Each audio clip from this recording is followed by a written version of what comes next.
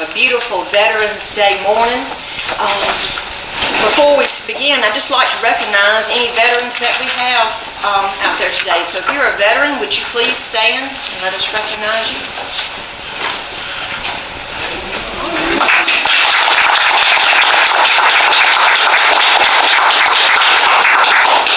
If you have your cell phone or any other electronic device, would you please turn it off for the remainder of the meeting? And at this time, we'd like to ask our own veteran, Commissioner McCoy, if he would lead us in the invocation, posting of the colors and the pledge. Please bow with me for just a moment. Our Father and our God, we just come to you this morning thanking you for so much, Lord, the very gifts of life. Father, we just thank you even that we have an avenue that we can approach you through the very blood that was shed there on Calvary. And Lord, we lift up all of us here this morning as we attempt to go about doing the work you would have us do here in Meriwether County. And Father, especially, we highlight the veteran today on his special day. And Lord, this country owes so much to those men, and we just thank you. Those men, women, and all who have fought in the various wars throughout the ages, Father, we thank you for them. Now, Lord, we just give you the glory, the praise, and whatever it is that is necessary here to conduct business, we ask for. In Christ Jesus' name, amen. Amen. Y'all go see an old man attempt to post the colors this morning.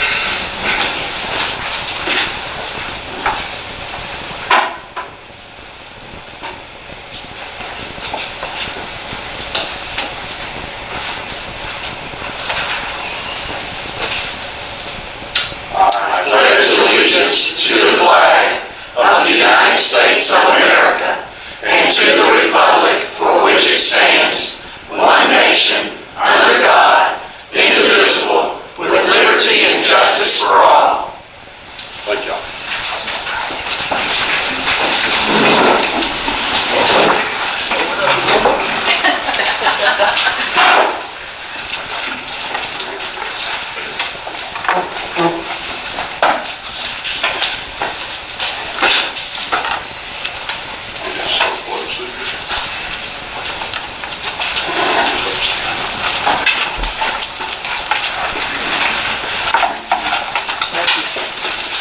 Thank you, Commissioner McCoy. The first item on the agenda is to adopt the agenda for today. I do not think we have any additions. So with that, can we have a motion to adopt the agenda as written? So moved. We have a second? Second. All in favor? Okay, the agenda is adopted. We have the minutes from our regular meeting on October the 27th. We've had the opportunity to review those. Do we have any corrections or deletions or anything with the minutes? I move they be accepted as presented. Okay, do we have a second? Second. All in favor? Okay, the minutes are approved. We come now to the time for our municipal comments. Do we have any of our... Well, you know, you left. We have Mayor-elect Ms. Charlene Glover with us. Where is she? Oh, there she is. Council-elect Ms. Virginia Hill as well. Where's Miss Virginia? There's Miss Virginia, Councilor. Congratulations on your wins. Yes. Or condolences.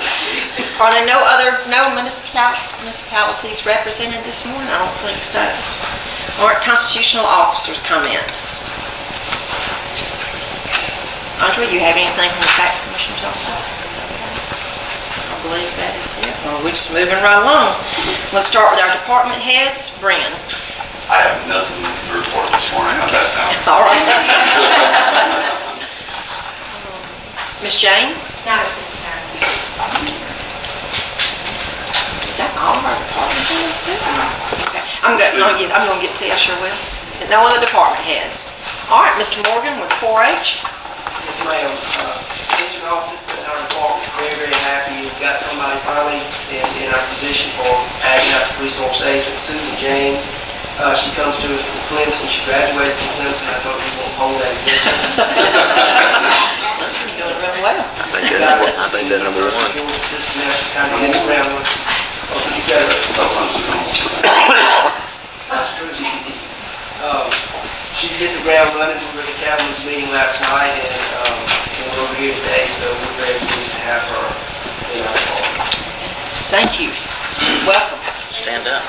Okay. Would you like to say anything? Yes, well, I do appreciate getting this position in this beautiful county. I'm thrilled to be here. I'm in the office. Everybody pass it around. I am raring to go, so y'all start calling, okay? Thank you. Good to have you. Carolyn with the chamber? Yes, I have two quick things. I want to recognize Gary Jones for the wonderful job that he did again this year for our Veterans Day Parade. And as most of you know, it was a salute to the female veterans, which I thought was a nice opportunity to recognize both the women as well as the men in our service. So I just want to thank them for that. And also, since the mayor is not here, I want to make sure everybody knows that Bullock House will be officially reopened on December 1st. I did post that on Facebook this week and have over 70,000 views of that particular post. So that certainly speaks well of the level of reception that our Bullock House is going to get when it's reopened. They have a large electronic billboard in Columbus next to Lowe's that's advertising it opening very soon. Wow. It'll be good for everyone. Hope they all don't show up on the All right, thank you. Friday. Awesome. All right, we do not have a need for, well, Mr. Bruce, you have anything from Public Works? I got a couple of things. Sarah and I was talking,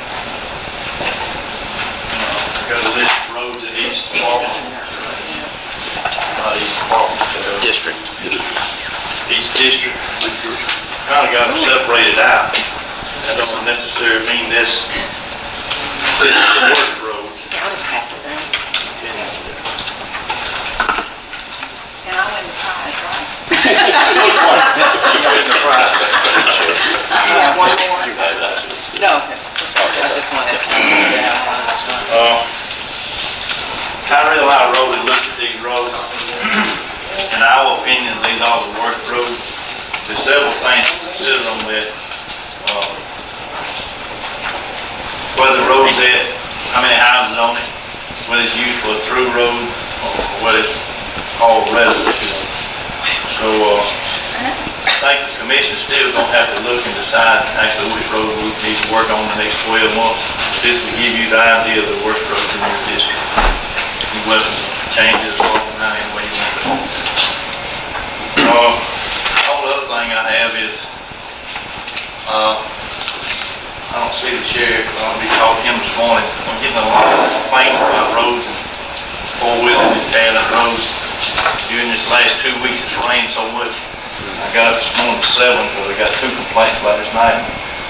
Rode and looked at some of them, and I actually had to put my truck four-wheel drive to go through them. Ms. Hines, a couple of these in your district, over at Gate on the, I hope, Church Road, you and I looked at it last That's the year. same road. It's an ongoing. It's actually about twice or 3 times what it was last year. And all they go through it, we're gonna have to have some help, we're gonna have to catch some people doing that, because it's hard to maintain these roads in rainy season, especially if they tear them up, four-wheeling. Looks like they've been out there for 2 weeks, carrying them. Bruce, are they actually doing organized four-wheeling out there now like they were last year? It's worse than it was last year, but I don't know whether it's one out there too, they're doing it, what, the roads are tore all to pieces. What they're doing is finding the cross drains in the low spot in the road, and they're running off in the ditch where the cross drains are, mashing the pipes down, and then when it retains water, it'll always spring before we get that road cleaned up.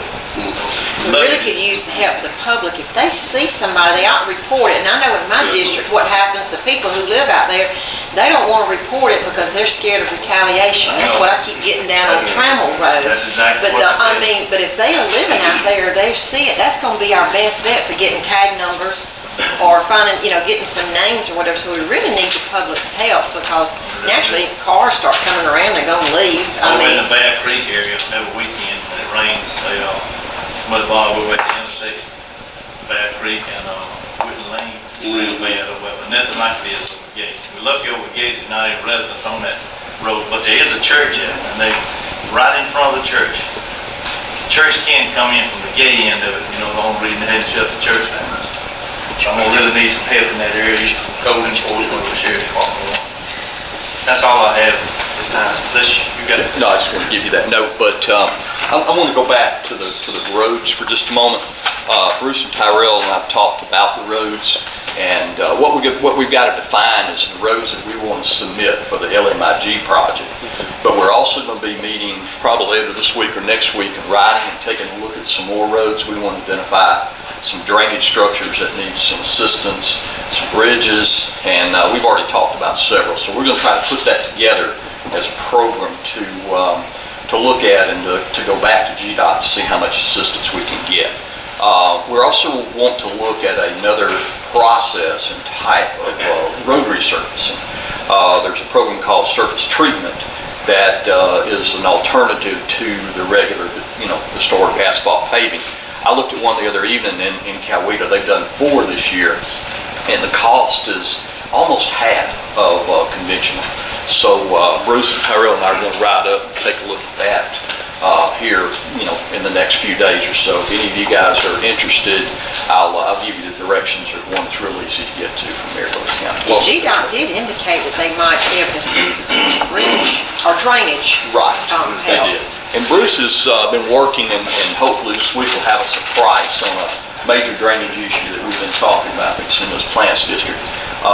And once we have that, we'll be able to go back to GDOT and talk to them about assistance. That alternative paving, is it something we would have to buy the equipment to be able to do it, or can we contract You that can out? contract it out. You can contract it out. Should be a whole lot cheaper, less than 50% of what it costs for asphalt. Right. So we can do twice as much. That's the plan. And you've already seen some.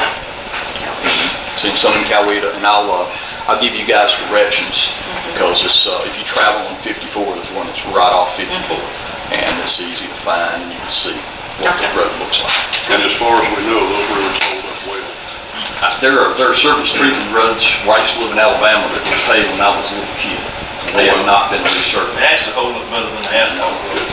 So, and I'm pretty old, so it's done well. All right, thank you. Thank you. Joey, you have anything for us? Not much, everything's pretty much on schedule. Public utilities finally came in the other day, they're only supposed to report around the 8th, but here it is November, and they're just reporting on the state. Surprisingly, the values are up, which is good news for the county and the schools and the city jurisdictions that have public utilities, because higher values and more taxes coming into the counties, the cities not from the utilities rather than the taxpayers. So that's being processed back again in 45 days, just like we do with the local taxpayers. So as soon as those are processed, and we see who signs off on all those will be going out to the tax jurisdictions. So that's pretty much it. Thank you. Ms. Sherlin? May I ask Joey a question? Uh-huh. Tax assessment. When a person purchases property at a tax sale, is the property assessed at the rate that they paid for it because of tax purposes, or the actual value of the property? Typically, under the moratorium, they're taxed on it at sale price for the first year, and that if it's a tax sale, that normally doesn't qualify because you're buying it for the taxes owed rather than the market value. Sheriff Smith? Yes, ma'am. Today being that of observance to the veterans that have served, thank you. Thank you very much to all. Thank you. All right, have we missed anyone? Okay, we don't have need for a public hearing, so we're going to old business, the courthouse wall. I believe we need to table. Yes, ma'am. I'll try to get that back. We've got some plans on it, just have not had a chance to sit down and discuss that with you. Okay. All right, can we have a motion to table the courthouse wall? So moved. Second. All in favor? Next item on the old business is a zoning issue, and I believe we've been told that that needs to, per request of Ms. Turner, we need to postpone that to our next meeting. Next meeting. She works during the day and could not be here, and asked that we would do that, and she and I are going to meet next week and talk about the whole All right, can we situation. have a motion to postpone? So moved. Have a second? Second. All in favor? All right, next on the new business, we have a proclamation for Retired Educators Day in Georgia. Do we have any retired educators here with us today? Would y'all just come forward and stand up here, please?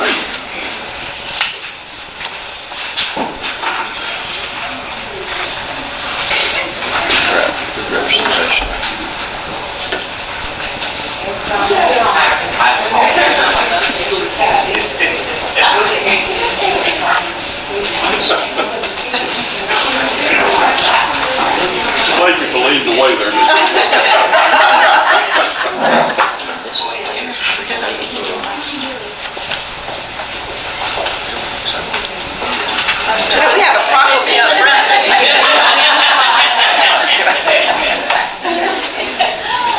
We have a proclamation that we'd like to read. Actually, the governor had designated Sunday, November the 1st as Retired Educators Day, and we got the information after our last meeting, so we're doing this a little bit behind, but at the same time, we want to recognize them. This is by the Board of Commissioners of Meriwether County. Whereas the governor of the state of Georgia has proclaimed the day of Sunday, November 1st, 2015 as Retired Educators Day in Georgia. And whereas there are more than 113,000 retired educators in Georgia, 25,000 plus of whom are members of the Georgia Retired Educators Association. And whereas the retired educators of Georgia donate thousands of hours of volunteer service and make invaluable contributions to the welfare of their respective communities across the state. And whereas it is appropriate that a day be designated for citizens to express their appreciation for the contributions that retired educators have made and continue to make for the betterment of human lives and for society. And whereas local churches will recognize those lasting contributions made by retired educators in this community. Now therefore, the Meriwether County Board of Commissioners do hereby proclaim the day of November 1st, 2015 as Retired Educators Day, and call upon the citizens of Meriwether County to observe that day in an appropriate manner honoring retired educators. Given unto my hand and seal at Greenville, Georgia on this 11th day of November in the year of our Lord, 2015.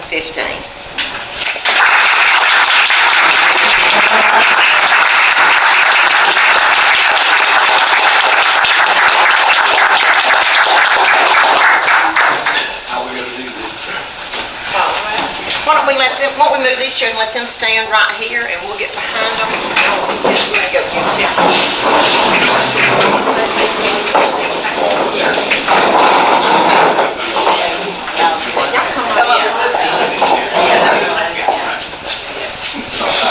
Then we have a proclamation here. I don't know who wants to set it.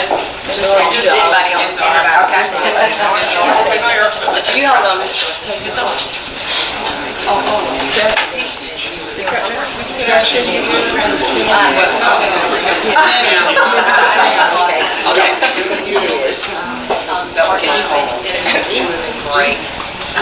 All right, ladies, we sure like to see you hiding behind her. Y'all acting like Shirley Hines.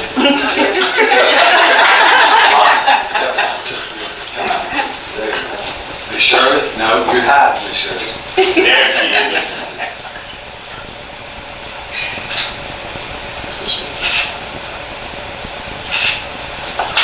Thank you.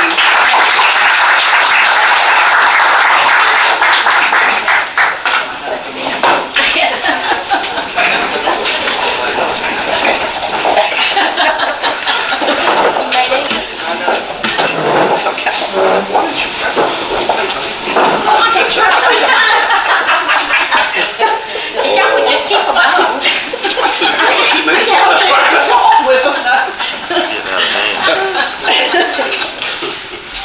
Okay, next under new business is the resolution for the Lake Meriwether DNR grant. Mr. Gay?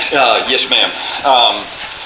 County had made application for a grant at Lake Meriwether and has been awarded the grant in the sum of $100,000. And we have, I know Bill and Bruce and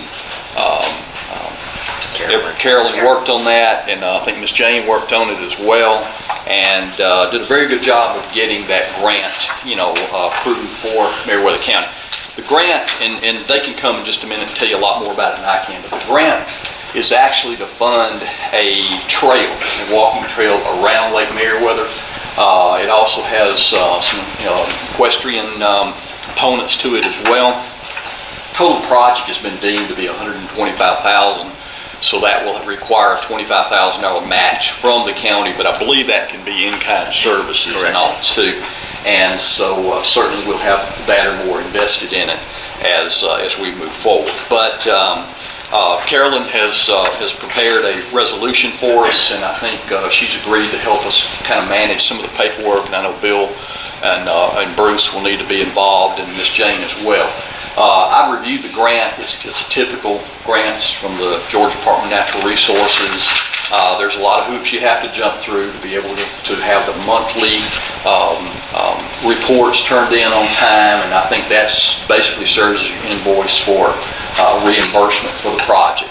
But it looks like a very good project, and what we would like to do is the board allows staff to be able, me and Bill and others, to be able to meet with Carolyn and Bruce and Miss Jane and whoever else, and kind of get a real buy-in from the community and the people that use Lake Meriwether to try to be sure they understand what we're trying to do there and make the process very smooth. So, Carolyn and Bruce, Bill, any comments from any of you guys? Ms. Jane, on the project? Well, I just want to make sure the commissioners understand the scope of the project and whether there's a need for any review of any of the details or not.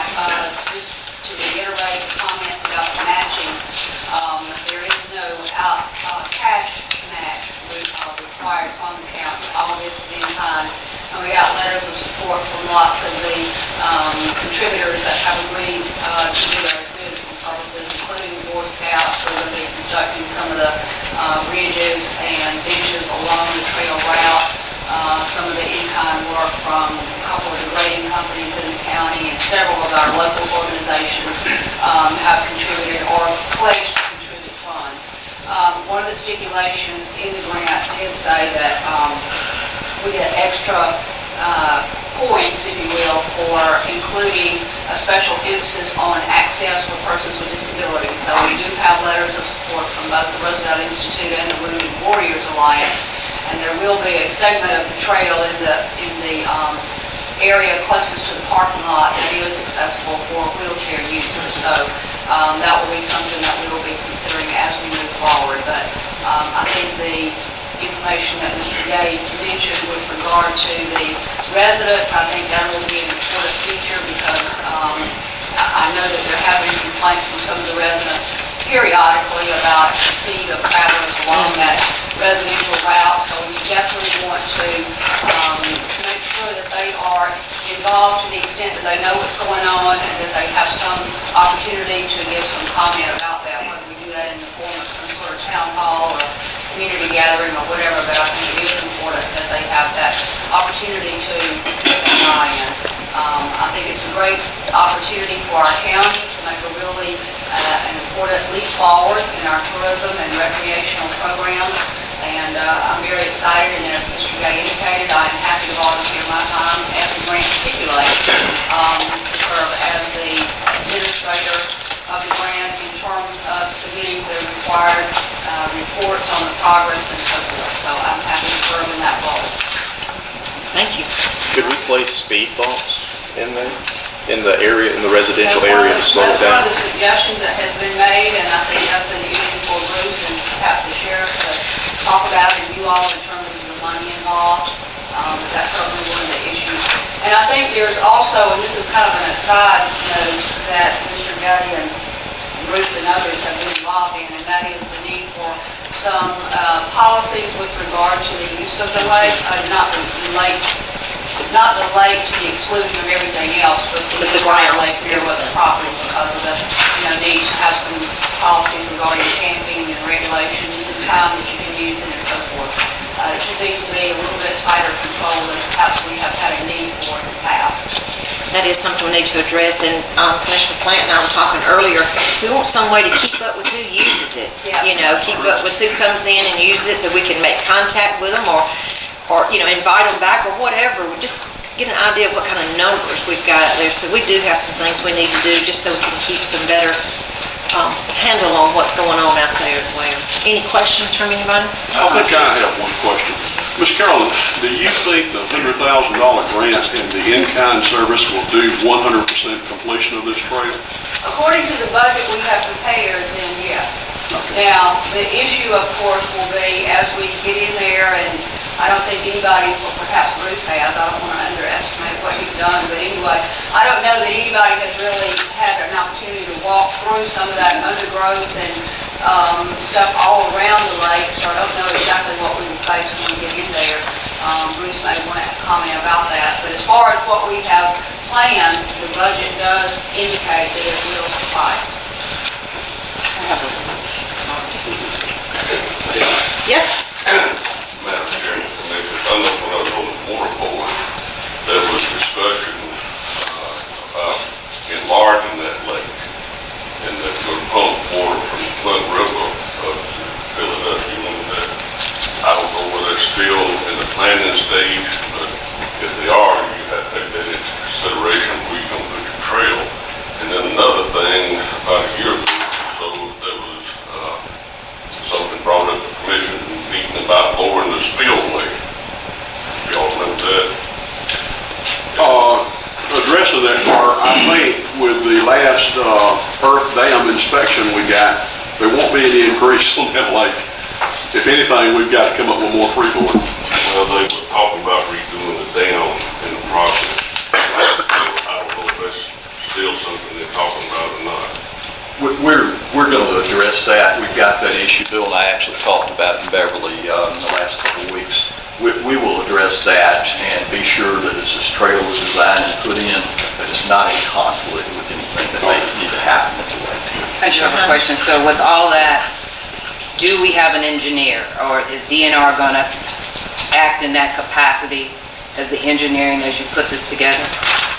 Put money in the budget for that, but the Okay. DNR will send a group of folks, I don't know how many, down here to meet with everybody involved in the project before they actually give us permission to start.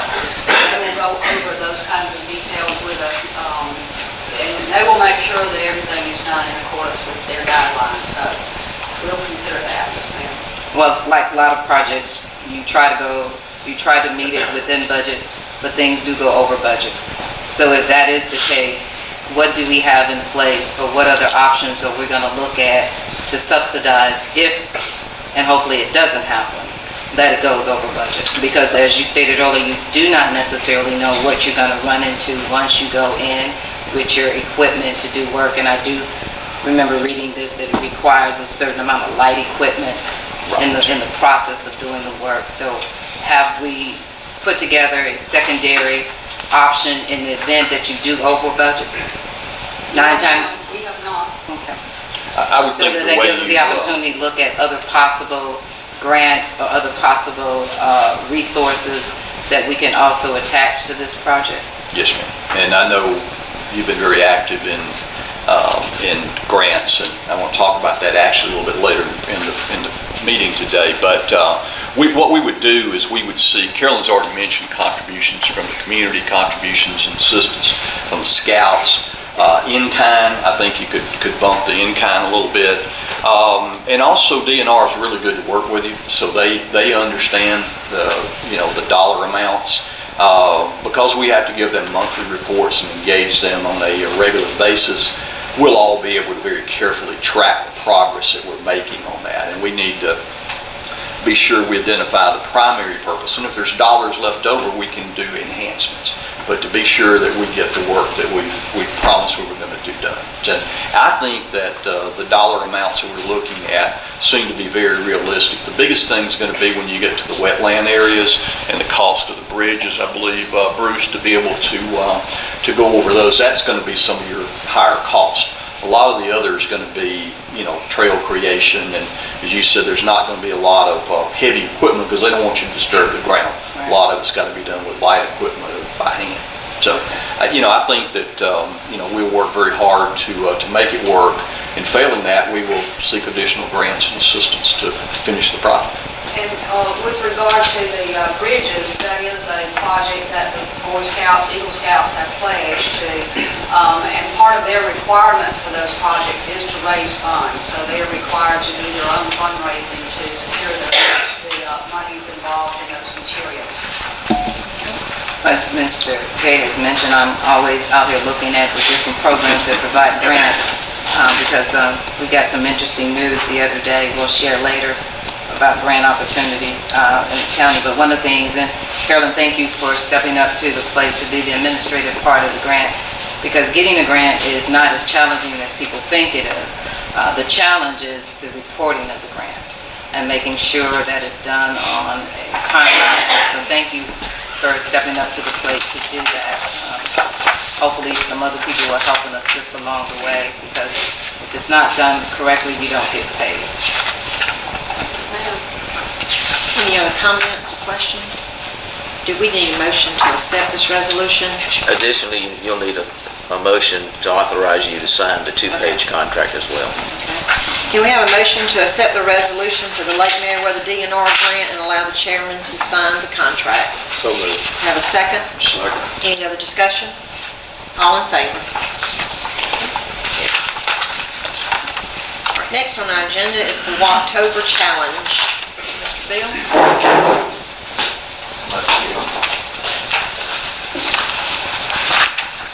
As you know, the month of October was a busy month for employees. Engaged a contest to see who could get the most steps. And we have 4 categories of amount of steps. The first one is for employees that achieve a level of between 9,000 and over 9,000 steps a day. The second one was 7,000 through 9,000. The third, 5,000 through 6,400. The fourth one, 3,000 through 5, and then below that. The top category from over 9,000, we had 12 employees, and if you would let me, I'd like to read those names. Tracy Brown, Misty Rogers, Byron Hadley, Bill Gregory, Larry Baker, Sue Gordy, Shawanda Gates, Patty Threadgill, Marcella Reeves, Charlene Brown, Valerie Leverett, and Bernice Clark. And our insurance broker, Shaw Hankins, has contributed $100 worth of gift cards for the person that achieved the most steps, and that was Bernice Clark, who had average 17,000 steps a day. And that's just a little bit shy of 8 miles a day. That's a lot of walking. That's my jail, she's taking her inmates.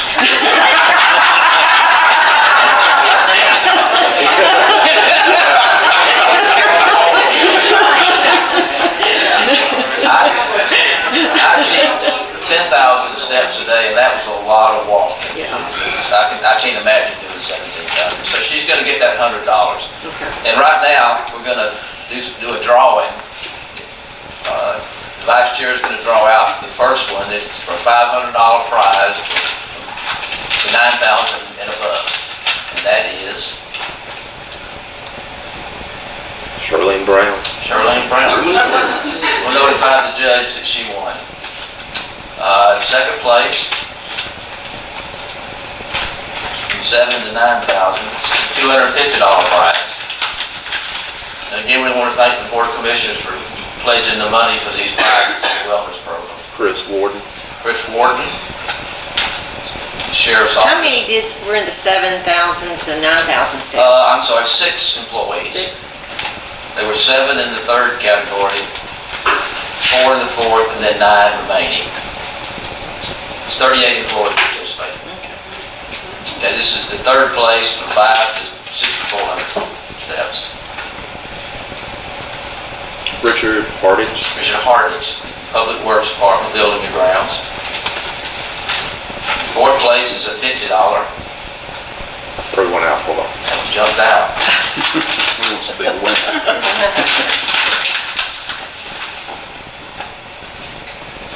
Doris Fornorth. Doris Flanoy. Administration. Sure, we have to get that. And the last one is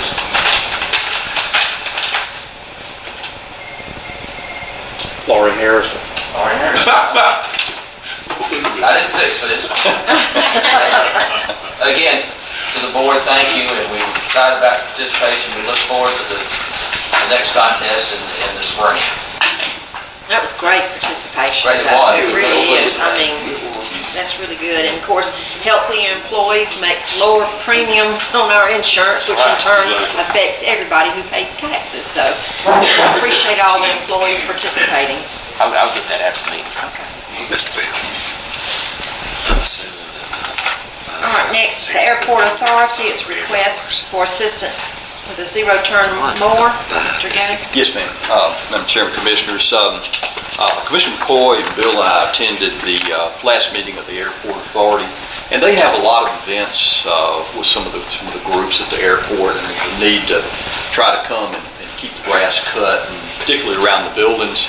And they're real appreciative of what Bruce, Tyrell, and their crews do. But they always can't be there right that day, to get it done. So they ask about and discuss the issue of purchasing zero-turn mower for use at the airport. We think that's a great idea.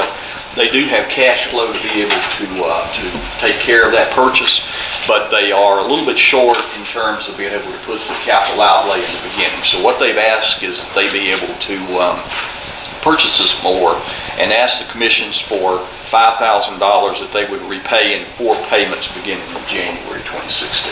So the county would be made whole, and it will provide a valuable tool that they need and they can use at the airport to keep things maintained. So we would recommend that we loan them the money and then they will reimburse us in 4 payments. And this is something we have done with the airport authority before for some other items, and it worked well, I think, for them and for us. And there's a lot of grass there, and it takes our public works a lot of time to go down there. So anything y'all could cut and do, I think Bruce and them would probably appreciate it and take some of the responsibility off of them. So whatever, if you'd like to say something. We are very appreciative of what Bruce and his crew has done and continue to do. And we hope that they will continue to do that. We have no complaints.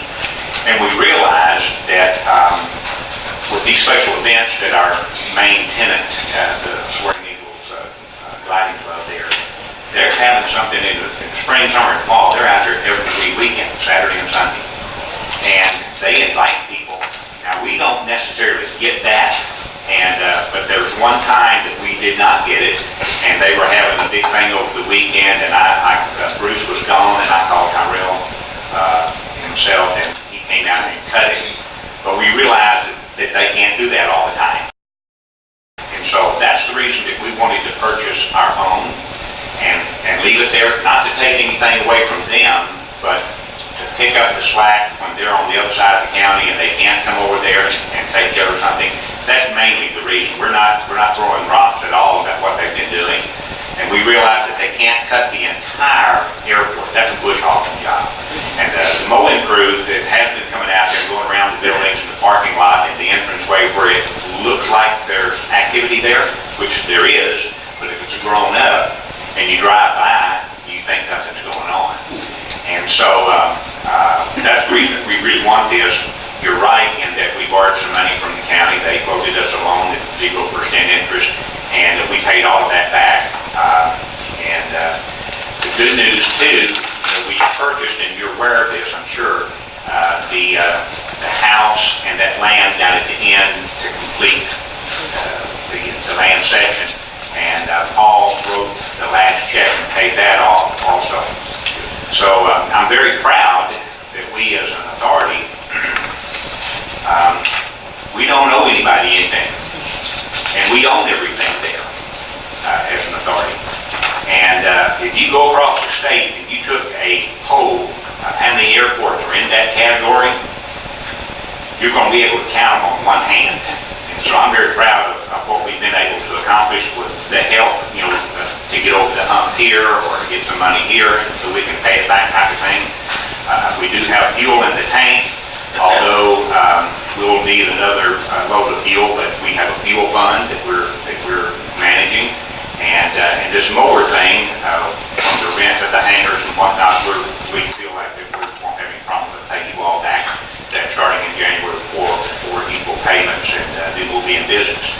I did go to do the due diligence. I went to 3 different dealerships, 2 of which gave me written quotes on the ones that they had, and we have that in a file so that 4 years or 5 years down the road, somebody won't come after us and say, well, why didn't you do over here? Well, we got it up here. This is the amount. And we also realize it's not necessarily the cheapest mower, it's the best mower for what our needs are. So we picked out one, and we're using Dudley's Outdoor over in LaGrange. The one thing that put them over is that, first of all, they told me about the Bid Assist program, which is for a county or a government or a school, municipality type thing. They will sell their equipment basically at cost, the dealer will. And then they fill out the paperwork, and we sign, and they send it to the manufacturer.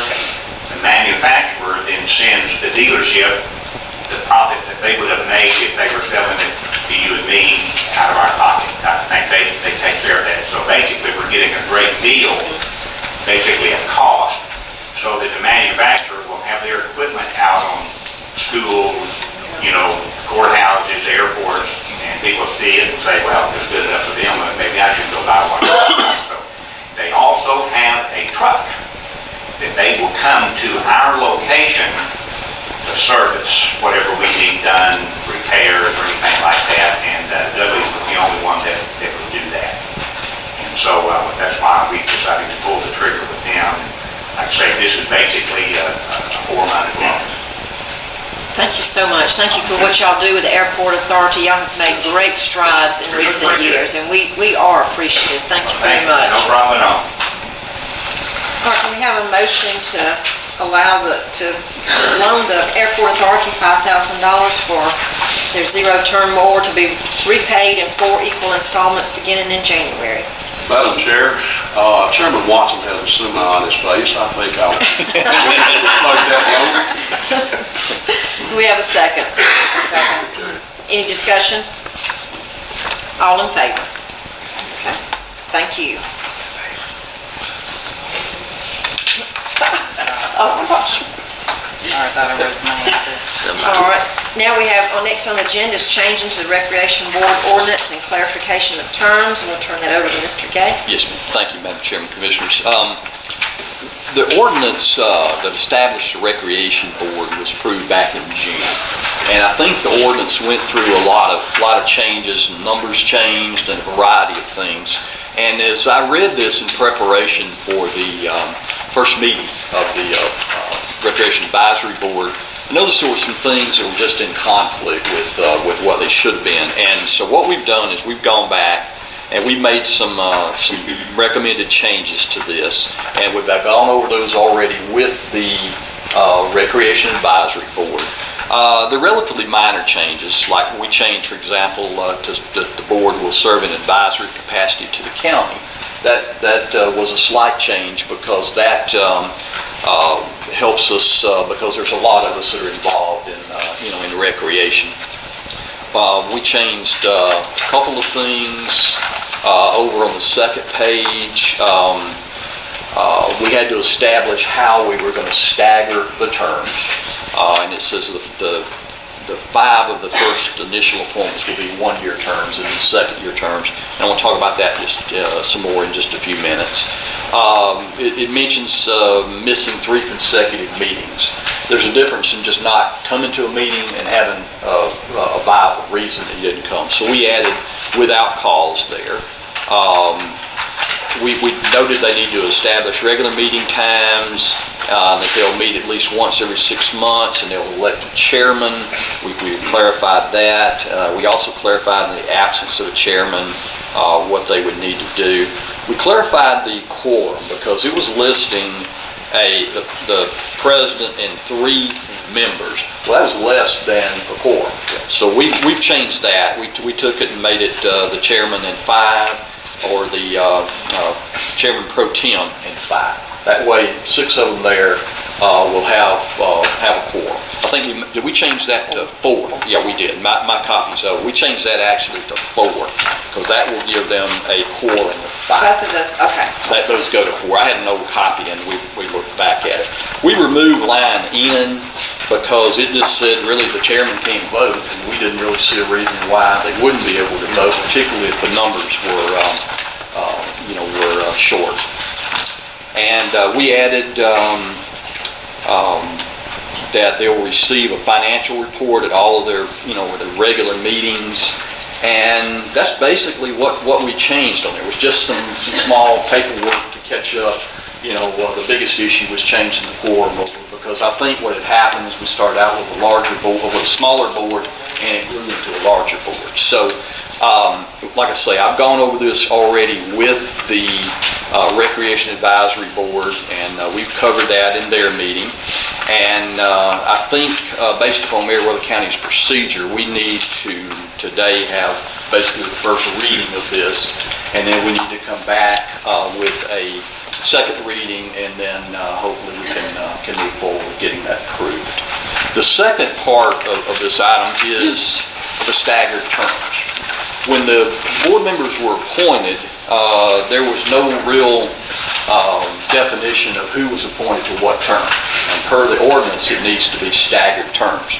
So one of the board members here had a good idea of, well, why don't we just let them draw from a hat with a number? And so what we did was we put a 1 and a 2 in a hat, and we had them draw that. And the ones that drew 1 were the ones that needed to be the first year and 1-year terms, and the ones with 2 have a second, a 2-year term. The ones that are the 1s, and I've got the list here, in your packet to show which ones are the 1-year terms. What we need to do is have the board approve that and accept those as the terms of those board members, and they again are aware of that. And the ones that are the number 1s, their terms will actually expire at the end of this year. And we're in the process of trying to identify all of the appointments that you guys need to make for the first of the year. And so anyone with a 1 term will expire, and we'll have to reappoint that position. The ones that are 2s will go on it for another year, and they will expire on December 31 of 2016. So the recommendation today is to accept the first reading of the ordinance, and we would ask the board today to move forward with the establishment of its terms. We have a recreation board meeting next week, and I can clarify that with them at that time. Do we need to take those two different things as far as the board appointment terms and then the ordinance? We do. Okay. First of all, I'll just read the first paragraph there for the ordinance. This is an ordinance amending Chapter 8 of the Code of Ordinances of Meriwether County, Georgia, to adopt a new Article 4, creating a Recreation Advisory Board to serve in an advisory capacity to the county and Recreation Department for consideration of policies of the department and to make recommendations for its operation and advancement of recreational programs and facilities throughout the county, to repeal conflicting code provisions, to establish an effective date, and for other purposes. So can we have a motion to accept this first reading of the amendment of our recreation ordinance? So moved. We have a second? Any discussion? All in favor? Madam Chair, we'll have that available if anyone would like a copy of it. We'll make copies available through our office. Okay. All right, our next one will be the setting of the term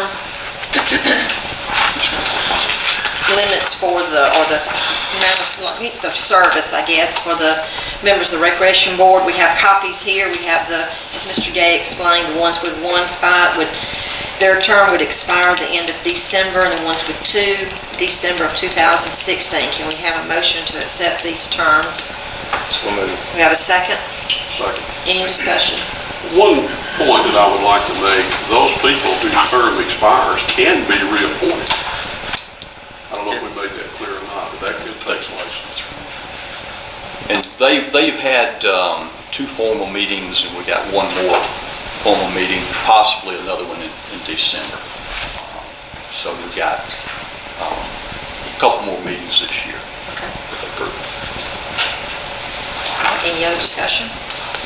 All in favor? Thank you. Thank you. All right, next on the agenda is discussion of the recreation program. Mr. Gay? Yes, ma'am. Thank you, Madam Chairman, Commissioners. I know we've talked about this a lot, and it's one of those things that I'm just kind of at a point where we need to make some decisions and move forward where we'll know what direction we're looking at. We've got some decisions to make. We're at a point where we're about to advertise and start basketball, and we're going to move in the spring, and it's a very busy recreation time. Our recreation director is no longer with the county, and we've been using a part-time person to help us, and we've got plans to get a couple more people in part-time to be able to help us continue with the programs and actually help us expand some programs. So right now, I think we have a few options that are available for us. We can kind of stop our rec program until we can work through with the Rec Advisory Board to develop a plan for future programs. I don't really think that stopping it, not offering something for the kids is the best direction. We can work toward, with our part-time staff to try to offer limited programs until we can develop a plan, hire, additional staff, and acquire additional facilities, because that's one of our biggest issues right now is acquiring some facilities and having the staff to do it. As you all know, we have talked with Manchester. They are interested in entering into an agreement with us to work together to expand, recreation to all areas of the county. And, the thought on this is it will buy our Recreation Advisory Board time to help develop a plan and, and put steps in place for implementation of a county rec program, allow them time to build a volunteer base, allow them time to work on acquisition of other facilities. When I say acquisition, I'm not talking about buying other facilities, but I'm talking about partnering. I've talked, for example, with the school system, with the new school superintendent, and I think that we want to have a further conversation about utilizing some of their facilities when they're not using those for our recreation program. We went back and we looked, and I've given each of you a copy of agreement if you guys are want to move forward with that today. We started out with the agreement that was in place, and we modified this agreement. We modified it to say we're going to work together to deliver recreation at all points in the county. We're not just going to be located in one area. The terms of the agreement have changed a little bit. I think they want to make sure it works, and we certainly want to make sure it works. So there's language in there that says it can be terminated at any time in the first 3 years if they're not providing the service or if we don't meet the financial obligations. After that period of time, it can be terminated by either party with 180 days of written notice to the mayor and to the chairman. We had its provisions in here. Last program, we paid $150,000 a year as they run, the program. We have some part-time people. We've noted this to be a $120,000 a year contribution to the program, and that right now the plan would be, and I think it's a good idea for us to maintain some of these part-time people, because I think we can utilize those part-time to help keep gyms open and whatever, and we would certainly want to work with them to be sure that was in the parameters and have a plan. But it also calls for them to help us be able to expand recreation to all areas of the county. This isn't going to be just a Manchester recreation program. This is a program for the entire county. And we've listed the responsibilities of Manchester. And they're going to work with us toward providing enhanced joint recreational opportunities for county residents. And they're also going to provide you guys with a quarterly report on the activities, which I think is something that was missing last time. Under this agreement, Meriwether County will be responsible for working with them, and we will maintain personnel management, etc., of all county employees. And we would make any of our equipment we have available to become part of the program. The joint responsibilities would be that Meriwether County and Manchester will work together to expand recreation to all areas of the county. They will work with the Recreation Advisory Board that we have in place to develop ideas, programs, additional recreation opportunities, and also obtaining the use of additional recreation fields and facilities. As I said earlier, that doesn't necessarily mean buying, but we've got facilities that I think with a little effort we could refurbish. We could cut. Shirley and I talked the other day about some potential grants. Maybe there's something there that could be used to help those. All of that will set us up. Now, I don't see this agreement as being one that goes on forever and ever.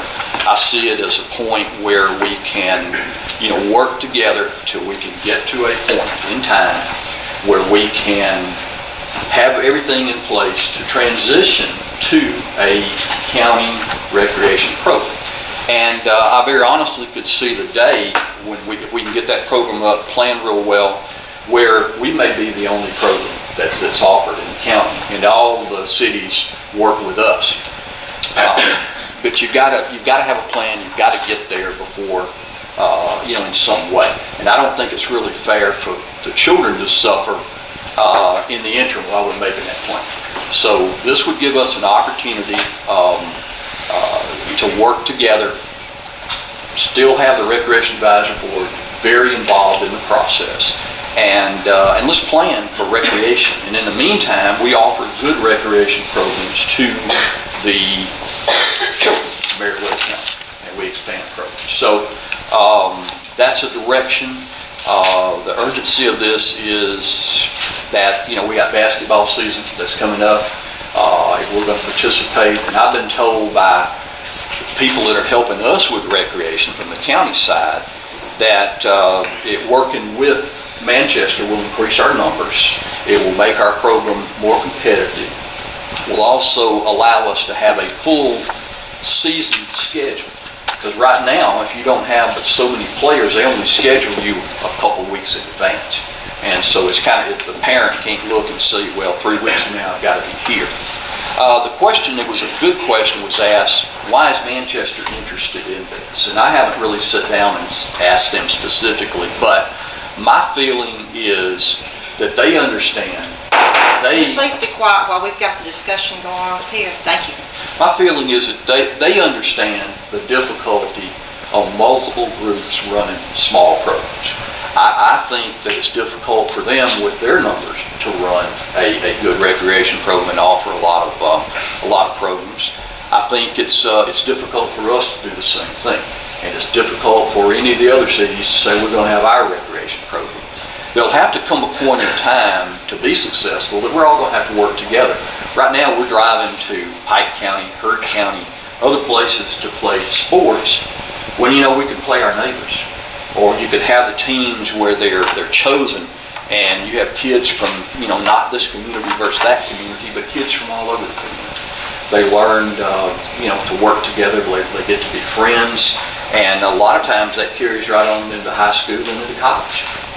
And so I believe without working together that none of our programs are going to be successful. And so when asked why is Manchester interested, that's my belief on why they're interested, because they realize that we can all have a better program if we work together. So you have the agreement for you. This is direction the board wants to go. I've gone over this agreement with the Recreation Advisory Board.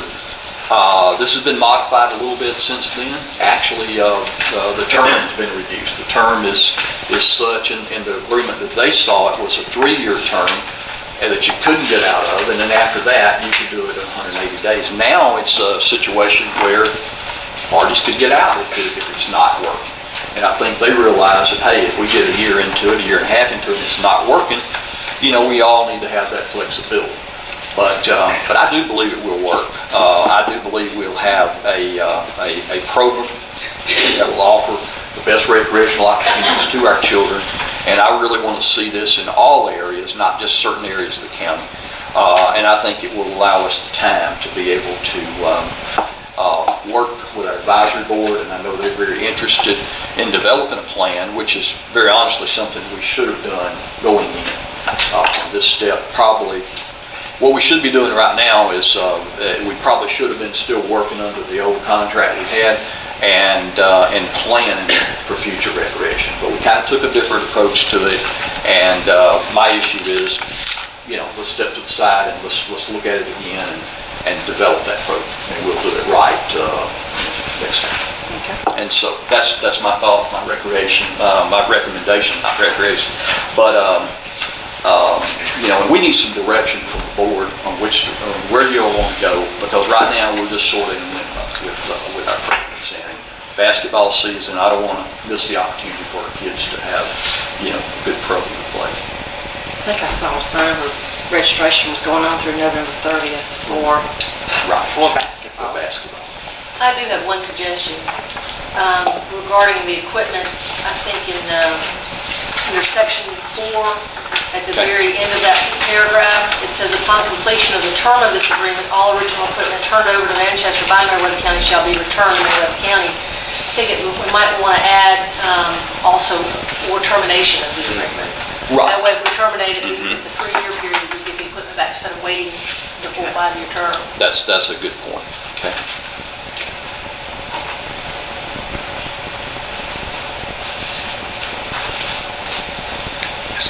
Okay, hearing this recommendation from Mr. Gay, what is the pleasure of the board?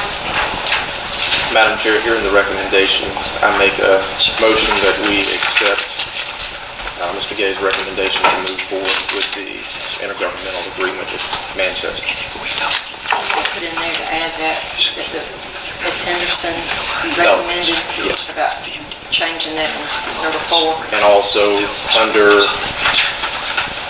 section 4, to add, under if contract terminated early, that all equipment be returned to Meriwether County also. Okay, do we have a second?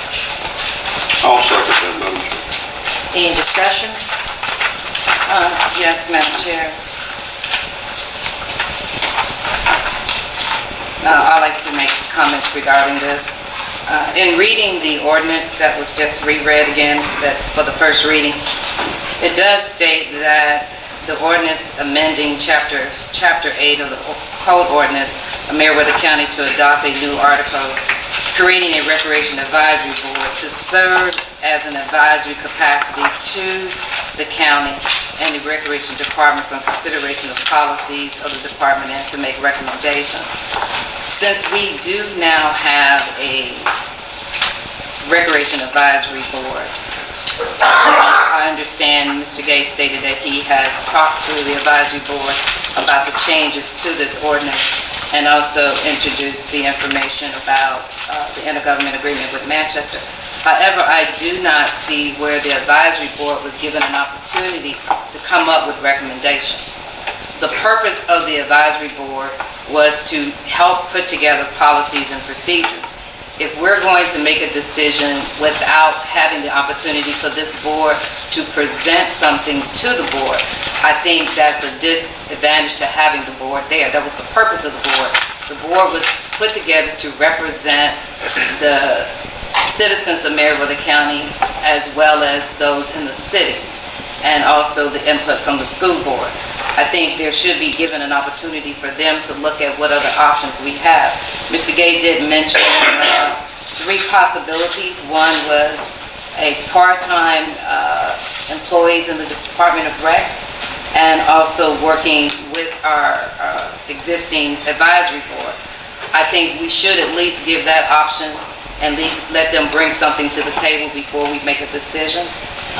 But once again, that was the purpose of it, of having a board, so that they could help put that together. And the other thing I want to bring up, in reading this intergovernmental agreement, it does indicate that the terms of this agreement shall start on November the 16th, and that it goes from November the 15th, 2020, even though, so that's 5 years, even though there's an agreement in here that says within 3 years, you can terminate it and you give 180 days. I just don't believe that if this is the desire of the board, is that it would take 5 years to put together a comprehensive recreation program. It shouldn't take that long. So that is something in this agreement that I personally think is not good to have. Considering payment from the county, it states it was initially budgeted $150,000 to operate a recreation for the county, and it's in here that $120,000 will be given to the intergovernmental agreement with the city of Manchester. It leaves you about $30,000 for salary, and be it part-time or whatever, but that gives you something to work with. So as we expand and in that time frame, will this change? Because if there's a understanding that we're going to employ someone on a full-time basis, that means we're locking ourselves into a limited amount of that salary that we would then offer at a later time, unless there's more money put into that program. So that, once again, that is something that I just don't feel comfortable with, or think there's an issue there on that as well. I personally feel that Meriwether County should provide its own county recreation program. And looking at other counties, I know it's not an easy process to put together, but it is ran by the county. If you do not offer a full service, then you work towards that. You got to start somewhere, true enough. I don't know the history of the previous contract, and that's not important to me, but I do believe to bring unity to the county and to expand the program where it's serving all the people in the county, it should be ran and operated by the county. So that's my personal opinion on that. Not to take away from the program that Manchester has, but I am interested to know that if they previously had this contract, why didn't the comprehensive plan for recreation ever manifest itself time prior to that? So, my question is, what do we have, what are the deliverables that we have in this contract? What would we actually see that we would have accomplished in the next year, the next 2 years? And it's not spelled out. I thank you, Mr. Gay, for putting in here the quarterly report to show what expenses and things of that nature. I do know that the county pays an association fee to be a part of the Georgia Association. Will we still be obligated to pay that? The fees for referees and things of that, would that come out of that budget? Or, I would like more specific breakdown of that. And then how we're going to track the county's, the service. I mean, how are we going to know how many kids are participating? And one other thing I want to definitely emphasize, recreation is just not for youth. Recreation requires a quality of life for your citizens. We do focus on youth because they are part of it, but when you think of recreation, you have the athletic part of it, which is basketball, football, and soccer. You also have recreation where it provides programs that provides fitness, aerobics, and you have adult recreation. So when I think of recreation, I just don't think of it as a youth program. It is for quality of life for all of your citizens. And when we talk about facilities, the only facility that the county actually owns is Lake Meriwether and the property in Lona. So once again, building a relationship with the cities and who would be responsible for those intergovernment agreements with the cities on using their fields. How is that going to play in with this as well? So I have a lot of concerns. Yes, ma'am, absolutely. Yeah, and back to your question about referee costs and all, that would all come out of the dollars to be paid from our contributions and Manchester's contribution to the program. What our thought was with the difference in the dollars that we have, we would use that for staffing. We would maintain our county part-time employees, or we'd seek another full-time person, and that person would always be the county. And there again, that's your bridge to becoming a county program at some point. You're exactly right. Recreation, initially we need to make it about the kids and we need to have them involved, but there's more to it. And in the contract, we talked about working with the advisory board and others to expand recreation. Lake Meriwether is a good example. What I would see is, the county going to the school system, these other cities that have facilities, and say, hey, we'd like to have an agreement with you to utilize those facilities. They're all taxpayer facilities. We all paid for them. And, there's no need in us going out and building another field if the taxpayers have already built a field that we can use when it's not in use. And it doesn't necessarily have to be game day, practice fields, things of that nature. Walking, the trail that we talked about tonight at Lake Meriwether, we could have a senior citizens program that took a bus and once a week went to Lake Meriwether to walk the trails.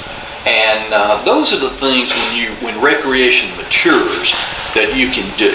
And those are the things you need to do to get back to that quality of life issue you're talking about for all your citizens. And, maybe there's some grants available that we could use to rework fencing, level some of the areas that are eroded on the fields, add some bleachers. Doesn't take a lot of work to make a field that the kids would be more than happy to play on. When I was a kid, we played in the pasture or on corner lots or wherever we could find a a large enough place to play. And, we didn't worry about it looking like Turner Field. We just wanted a place to play ball. And so I think there's a lot of things we can do. And, understand, and I know I've talked to all of you about this. And, I think it's a workable situation, and it's not forever, but it allows us to get our feet on the ground and build a foundation. Well, once again, I hear what you're saying, not forever, but I truly don't believe it takes 5 years to put together a comprehensive plan to go into this from 2015 to 2020. And true enough, there's an argument to terminate at any time within the first 3 years. Right, and then after that... You can't terminate until the first 3 years. You can. Yes, ma'am. You can. That's the difference in this contract and the previous contract. In the previous contract, you had to go 3 years. So you're saying anytime you can terminate it, given 180 days? Yes, ma'am. If the deliverables are not there? Absolutely. And so I guess one thing too is I still think there needs to be more clarity on what those deliverables need to be. I'm just voicing my concern about that. Yes, ma'am. What I would, if the board chooses to go this direction, what I'd like to do is almost immediately have the part-time person we've got on board now, who's helping us manage it, come and meet with me and Bill and others. We want to go down to Manchester. We want to meet with their rec, and we want them to come up with a plan and a program. Here's what we're going to do along the way. Here's how we're going to work toward expansion of this. And I'd like to come in, and when that first quarterly report comes in, I'd like to be able to give the board, a paper and say, here's what we're going to do in recreation. Here's the timeline. And as I say, the difference in this contract and the last draft that you guys looked at, it did have, you could not do anything for 3 years. This one is anytime, really anytime during the 5, you can terminate it if the contract's not delivered. But right now, the contract does not state what those deliverables are. I understand you're going to get back with them and determine that. So that means whatever that is, you're going to have to come back and revise this contract, because right now this contract does not specify what those deliverables are. The other thing I want to bring up is Quest for Change was an opportunity that the county got equipment, and that equipment was based on us maintaining certain things. So I need to bring that up and make sure that we do what we need to meet that obligation, because that is wonderful equipment that we need to maintain and keep. Would not like to be in the position that the previous county that had it did not maintain it and wind up having to lose it, and that's why it wound up coming here to Marietta County. In that respect, I don't think we even got what we were told we were going to get. I mean, it's very limited what we've even received. Yeah, there was nothing about deliverables in that contract either as to exact what would be done, but it was voted on and passed by this board. And in my personal opinion, it's not worth $500, if that. My understanding before it was delivered, we were going to get, like, I thought, treadmills, walking equipment, things. Instead, what we got was, hula hoops. Yeah, things that you can play games with. And I think that's, and I understand the disappointment of not getting what it is that you thought you were going to get. And that's, again, what you think you're going to get and what's written on a contract is two different things. So that's why I'm saying, if we are going to ask deliverables, then the deliverables need to be specific. We probably did not do our homework or ask more questions to see what those deliverables should have been, what that equipment would have been. You can't assume things.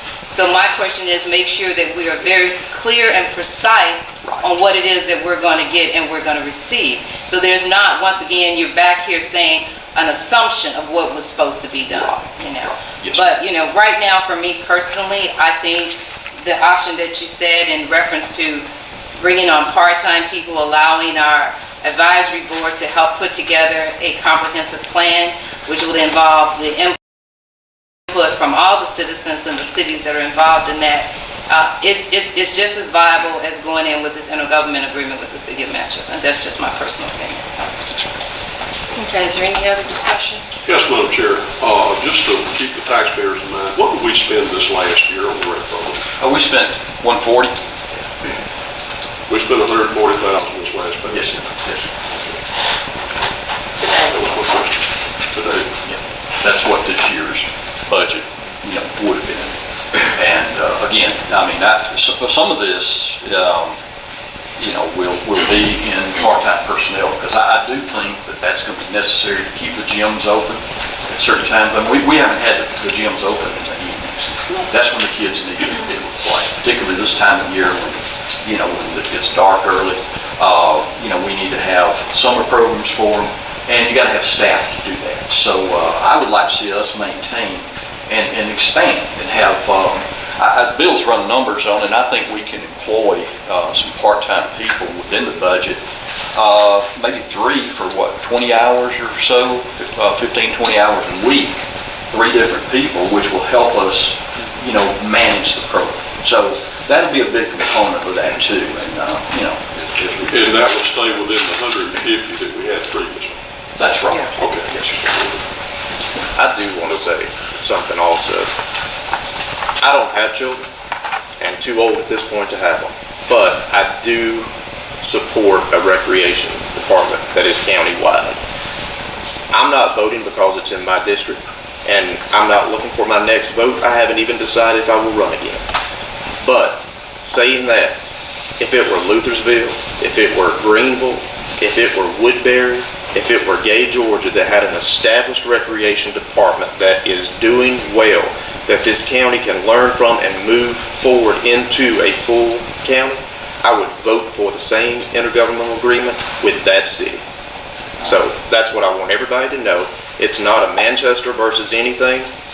It's they have an established program, and they are willing to help us move, because their information that they have given to me is they want to relinquish those reins and give it over to the county, but they don't want their children playing in an unorganized recreation department. And that is what we have in this county at this point, is an unorganized, no business plan, nothing in place, but everybody running in different directions, trying to figure out what the hell's going on. That's all I have to say. Any other discussion? All right, we have a motion and a second. All in favor and enter into this intergovernmental agreement with the City of Manchester for recreation, raise your hand. Opposed? Motion carries. Thank you.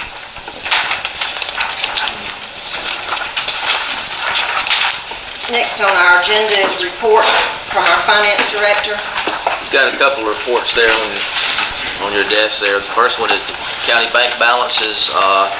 Only comment I'd like to make on that is the general fund is still pretty good shape there, and I don't foresee us having to go into the tan probably the rest of the year. But part of that hinges on how quickly we get the LMIG money, and that depends on how quickly y'all get that list of roads to Mr. Gay, who can forward that to GDOT. I think last year we got the money pretty quickly after we submitted that list, and I think it was in November when we got the money. So that'll help the cash flow as soon as we get that done. So we need to be working on that. I'd like to accomplish that within the next couple of weeks, very honest, and get that moved forward. In fact, we were very surprised that the money came so fast after we submitted the paperwork to GDOT. Unless you got any other questions on that report, I'll move on to the property tax analysis. The only difference on this report is each year that we have listed, the percent outstanding is going down. The greatest outstanding amount is 2014, which was last year. We got less than 5% outstanding, it's in the acceptable range in county and city governments that deal in property taxes. We have 2015 on here through October 31st. We've collected right at $500,000, or the tax commissioner's office has collected $500,000. Thank you to them, which is almost 92% left to collect, and they'll be working vigorously to collect that amount of money as fast as they can. Unless you have any questions, that's all I have. And on your 2015, on the sheet you gave us, aren't those figures reversed? Yeah. You got outstanding 91.6. Oh, I'm sorry. Okay. That is correct. No, that is correct. That is correct. For 2015, we just We only started. collected 8%. Oh, you're talking about, okay. Yeah, this is this year. For this tax. Yeah, we've just started, Okay, not okay, really I'm due till sorry. December 20th, but That makes sense. no, this is 2015 taxes we collected. I didn't realize that. You may have noticed Chief Hadley coming in, there was a security people called and said there was an alarm that went off for this building. I told him that we don't have an alarm in this building. And he went to the health department. It's probably the health department. It is the health department. Somebody probably That's the opened the problem we side have door. with our addressing. They're technically 17234. We're 17234 Building B. They're not Building A. Right. And I knew that was gonna come up at some point, and, you know, and so, because when the alarm company calls us, they just say Meriwether County. They're not saying it's Meriwether County Health Department. Well, the 911 knows this is 17234. So, that's really the only building they knew, so that's why they sent them here, but it's actually the health department. So I was actually gonna address that with y'all at some point. We may need to look at our addressing of these buildings. I would like to thank the sheriff for the quick response. So Chief Hadley and Deputy Harris were here rather quickly. That's all I have. Just a comment, may I make a comment, please, about the 17234? Actually, there are 3 buildings with that same number because the DFAX building has that That's the same same number. They're 17234 building. I'm sorry, it is actually DFAX for 17234. This is actually, they retained their gate connector address behind us, the health department did, for whatever reason. Their 49 gate connector, this is technically 54 gate connector. This is what it was when we moved in here. Or 53 gate connector, excuse me. We need to get all that Yeah, changed back. that's where we get that straight. Because as far as addressing goes, our driveway, being that we're behind another building, our driveway should be addressed as gate connector. Anything else? That's it. Thank you. All right, we have a report from our county commissioners, Commissioner McCoy. Yes, thank you, Madam Chair. This last week, I think we Oh, I'm experienced... sorry, I'm sorry. I skipped you today, I'm sorry. I've already probably talked about it, so. He's talking. I'm sorry. I skipped right over you, I'm sorry, go ahead. Yeah, go ahead. Okay, thank you. Since our last meeting, just a few things that we've done. We met with the fire department, Station Chiefs, Bill and I did, and it was a good meeting. We also met with the EMS personnel. They're very appreciative of the support that this board's giving them. We talked about some of the future plans and thoughts, and I thought the meeting went real well, and I thought it was, they were real interested in some of the plans that we have, which we're going to develop and talk a lot about more in the near future. Of course, I attended the ACCG district meeting in Carrollton, and Meriwether County, I think, was well represented there, so it was a good meeting, and, learned a lot, and it was great to, to be involved in that. We have been working on, Beverly, Bill and I, on a list of priority projects that we'd like to complete before the end of the year. And I'm probably overly optimistic on what we're going to be able to achieve, but there's some on that list that we really want to get knocked out. We talked about the MIG program a little earlier, and I will get you guys a list of priorities, and I know some of you've already responded back with some things you'd like to see added on that. And I will get those out to you here probably this afternoon. Please take a look at them. Let us know what your thoughts are. If there's things you want to add in terms of things you really want to see done in the next 6 or 8 weeks, just please let us know. I have been in touch, and these are on the list too. I've been in touch with CSX, sent them some more information just this week about the railroad bridges. I sent them the letters from GDOT. Again, I sent them the estimate of what we would like the tonnage to be. Still looking very favorable. I tried to call them again yesterday afternoon.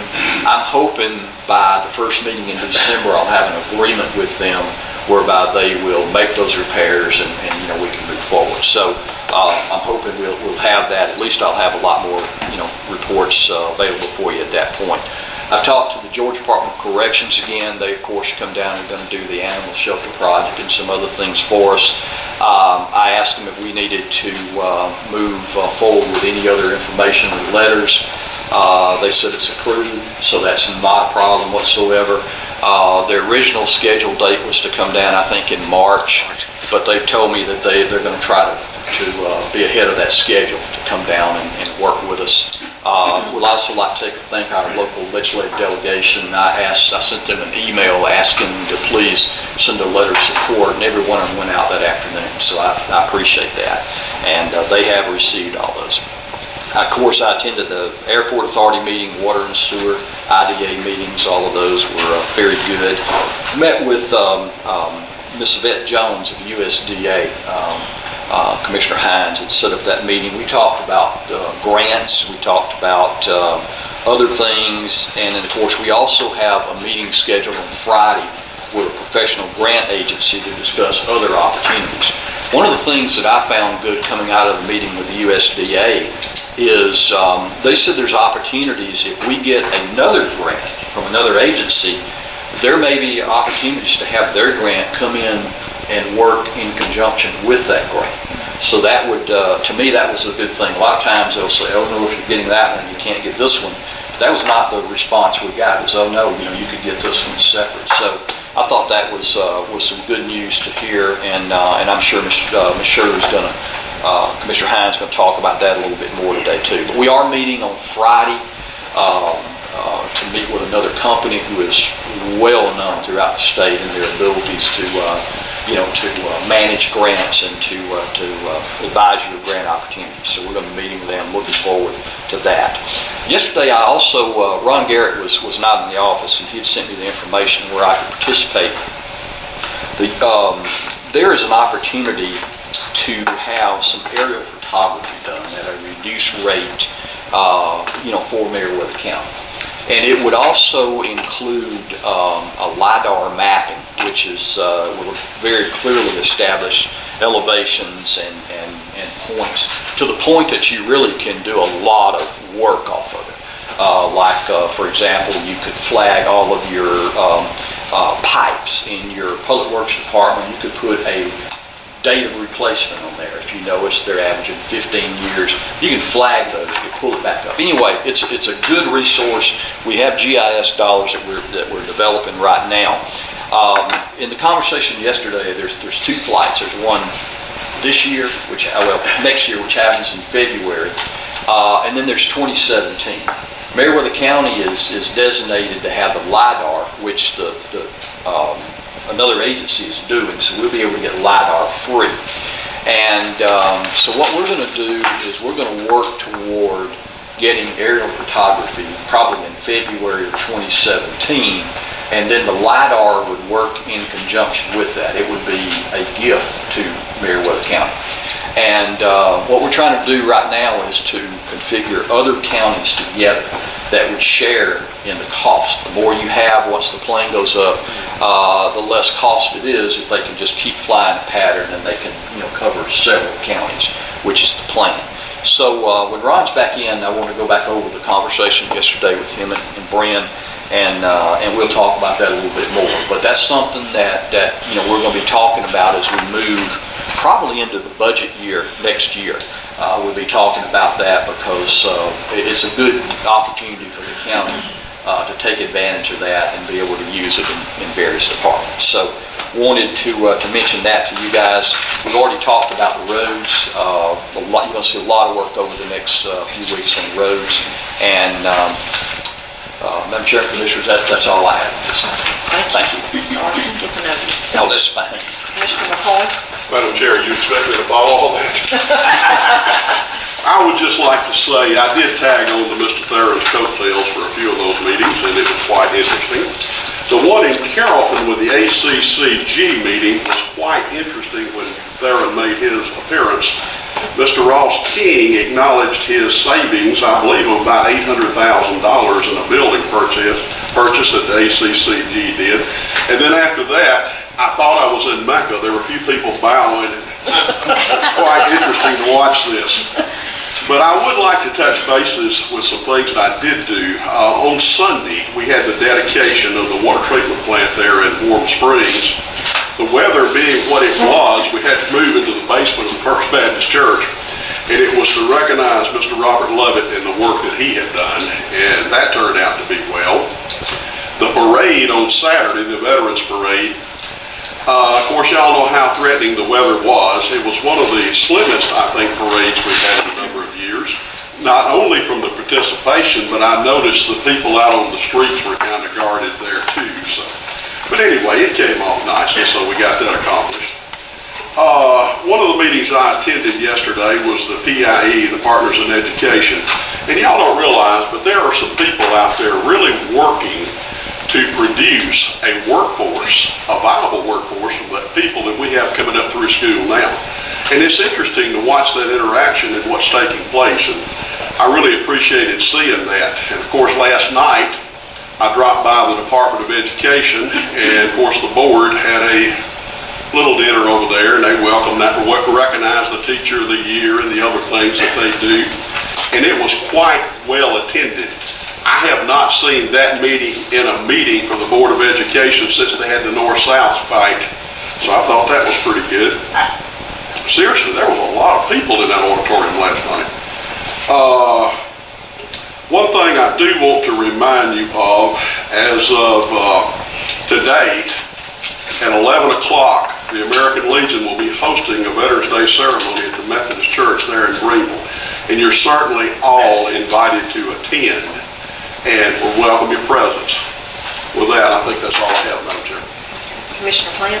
Well, lots of good meetings, lots of opportunities that I've had, but probably the one thing that I had the most of is probably road calls, and thank you for this list. I don't know if I win the prize, but I've got the most roads. But along with that, we do have a lot of roads in Meriwether County that not only need to be resurfaced, but we need some striping as well, especially senior adults driving at night and with deer and the other issues that we have in the county. And I would like to say we probably need to start a second list of restriping. And one of the requests I did get was Gerald Road needs to be restriped. And I took a call, I think it was yesterday, Mr. McCoy, he owes me on this one, but I would share the concerns that there is another road in his district that was of concern, and apparently, and the name escapes me, but I think it was Dawson off of Coleman Creek Circle. But I did talk to Public Works, and that the call was initiated. But I want to encourage people to please, let's get a system in place that we all are aware of how these roads are being addressed, that we will systematically try to go through on the big money, try to get all the funding sources that we can get to do the work that we can, so it frees up additional monies that the county may have to do other work as needed. And I know that we've got a fairly large cost project that we will try to go out and address from LaBeef or the GDOT replacing on Montgomery Road. But with that said, I think if we can all continue to work together, that especially when it comes to roads, that we will address them. And with the rains, we just have to acknowledge that maybe we got to pray for pretty weather now. So with that said, I'll pass. Madam Chair, I do have a pat answer since you mentioned it. Oftentimes when my phone rings, I'll say, you either need to call Rose LaPlante or Shirley Hines. I just have a couple of things. This past Friday, we were able to attend the formal presentation of the USDA grant that the City of Warm Springs received for their parking lot. And that is very important for them because they need the parking in anticipation of the Bullock House reopening, but reopening in town where there is less parking. And I'm proud to say that the county has been able to provide through our public works some assistance there to help them meet their matching funds, but got an area where they can have some parking right now, but when it gets through, they will be able to get buses in and out of there, and we look forward to them getting that completed. And of course, looking forward to the opening of the Bullock House. There is a lot of excitement about it, and I know the merchants in town are excited. And with that being said, next weekend, which will be the 20th and 21st and 22nd, will be the candlelight tour in Warm Springs. I know the Bullock House had hoped they would be open, and they're not, but there'll be lots of food there, lots of neat things going on, and we'll have the 5K race will be that Friday night at 10 o'clock. And so do make plans if you can to come down to Warm Springs that weekend. There'll be a lot going on. Be a good way to kick off your Christmas season. We did have our ACCG district meeting, and it was the legislative meeting. And I just want to express my appreciation for Senator McCoon and Representative Buckner being there. I know Representative Trammell had been in a meeting prior to that with Mr. Gay, and he wanted to come, but he had to be in Atlanta. But it was good to have both of them there. And at the same time, I'd just like for you to ask you to remember Senator McCoon. His mom is battling cancer and has entered into hospice, and this is something that's just happened over the last few weeks. So if you would remember him, I'd appreciate it. Do I need to mention about this? For the employees, has this gone out to them? It's not gone out, but I think It has gone out. It has gone out, okay. Well, just a reminder that we'll have a Thanksgiving luncheon for all the employees. That'll be on Monday, November the 23rd. So I guess it's gone out to the department heads and all of the constitutional officers, if they'll just make sure all the employees look forward to celebrating the beginning of Thanksgiving week with all of our employees. I think that's it. Commissioner Threadgill? I usually don't say anything and pass it by, but I'll take an opportunity to say just one thing that is important to me. And when Commissioner McCoy brought up the fact that the Board of Education hasn't had a meeting like that since the Battle of the North and South, as people call it, with the school consolidation issues in Meriwether County, you know, I lived through that as a very old child, young adult, I guess you would say, and it was a battle that this whole county faced, and it separated a lot of things. The decisions that we made today to go forward with recreation in Manchester should be a positive thing on all ends of this county. And the reason I'm saying that is, back then, the reason that we separated and we battled so much, it was because of the kids. The southern end didn't want their kids to have to travel so much because of safety reasons. The northern end didn't want their kids to have to travel so much because of safety reasons. And it was all about the children at that time. The only thing this county needs to look at is it's all about the children at this time. And we need to bring that together. And what better time to teach these children that there doesn't need to be a separation in this county, but united as a whole, than to put everybody together. And there's still people that are not willing to do that because they hold grudges and things like that, but I only hope that they will educate themselves to a level of understanding that if it's going to be about the kids, then don't teach the kids the negativity part of this. Teach them the positive parts, and let's move forward as a whole. Thank you. Commissioner Hines? I try not to be long, but I actually do have a long list. But first of all, once again, in recognition of our veterans, we do want to thank you for your service. And just once again, it's just great to know that we have several men and women who have dedicated their lives for this country, and we all enjoy our freedom because of the work that they have put in. So once again, I want to thank our veterans. The ACCG legislative meeting in Carrollton has already been mentioned. Once again, Meriwether County was very well represented. I think we actually won the most participants, but Carroll County slid 2 people in at the last minute. And then I said, well, considering they're the host county, they should have won, but that was good on our behalf. The meeting that we had on Monday with USDA Rural Development with Ms. Yvette Jones, I thought was a very good meeting. She shared with us a lot of different opportunities and grants and loans. Everything is not a grant that's available to the county. I think the one thing that she shared that I thought was very disheartening is that I think she covers, correct me, maybe 18 counties, did she say? I thought it was 22. 22 counties. 22. That goes from Cartersville all the way down to this end of the county. And when they looked at the different USDA rural development grants, only 2 counties applied. So it's not that the resources are not out there, it's just, once again, not taking advantage of it. So I informed her that Meriwether County would love to be the foster child of taking advantage of every possible grant. You're going to hear me say this a lot, and people will probably get tired of hearing me say this, but $13 million is no money for this size of county to operate, which means we've got to look at options of bringing in resources to help us do all the work that needs to be done. So once again, building these relationships with USDA and with the state the Department of Transportation, allows us to bring in those resources that will allow us to do the work that we need to do. So once again, thank you, Mr. Gay, for helping put that meeting together, and I know all the commissioners couldn't be there, so Mr. McCoy, thank you for coming as well.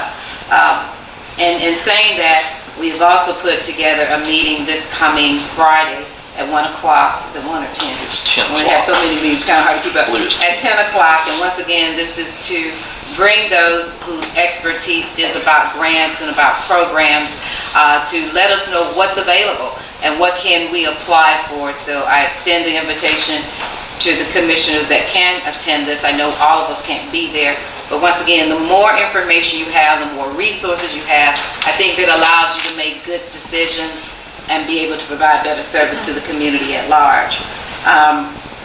Once again, for the City of Warm Springs, kudos for taking advantage of the USDA Rural Development Grant and for the parking lot that they're going to have there, so I was able to participate in that as well. One other thing, I want to thank Ms. Jane Fry for extending me an invitation. I think she extended it to everybody, but Piney Wood Filming Studio in Fayetteville hosted an event last Thursday. It was an interesting event. It was the World Global Chamber Association that hosted it, and it was about the filming industry in the state of Georgia. They had several producers there, several just people in that industry. They had to have at least close to 200 people there. Quite naturally, I networked really hard. You all have been very proud of what I did for Meriwether County. But once again, they were talking about the filming industry in the state. And I just been aware that where Shannon Mall used to be, that site that they're building right now, I wasn't sure what it was going to be. It's a studio. It's going to be a studio. So the filming industry is booming, and as it comes into Georgia, we need to position ourselves in any way possible to be a part of that growth. One of the things they talked about was the workforce, is that as these movies are made, there's a need for carpenters, for welders, for painters, for electricians, editing. And unfortunately, right now, the state does not have that workforce to meet that demand. So a lot of these people are coming from other places to get these jobs. So when we talk about education, partner in education, this is a program. We need to make sure that we're gearing our children, and not just our children, even our adults in our county, to these training that will allow them to get these strong jobs that are going to be available, because they're coming. There's no question about that. So I have not had the opportunity to see the movie called The War Room. I understand it's an excellent movie, but the gentleman who produced that movie is from Georgia. He's actually from Athens, went to Kennesaw State, and that movie was produced in Albany, Georgia. I definitely introduced myself to him and made sure that he knew that Meriwether County was camera ready, and he has basically said to me he would love to come to our county. So this is what it's all about: networking, getting your story told, let people know what it is. So this, once again, is a great opportunity for us to tap into that filming industry. So whatever I can do to bring those resources to the county, I will definitely be doing that. But last but not least, I've had this discussion with Mr. Gay that in all of that that's going on around us and the surrounding counties, one of the things that I think we're missing is a marketing and PR person. That we definitely need to have someone with that expertise to market our county and our programs, and not just to outside people, but to those living in the county. There's still a problem, I think, of getting the information out to the citizens, and good, clear information.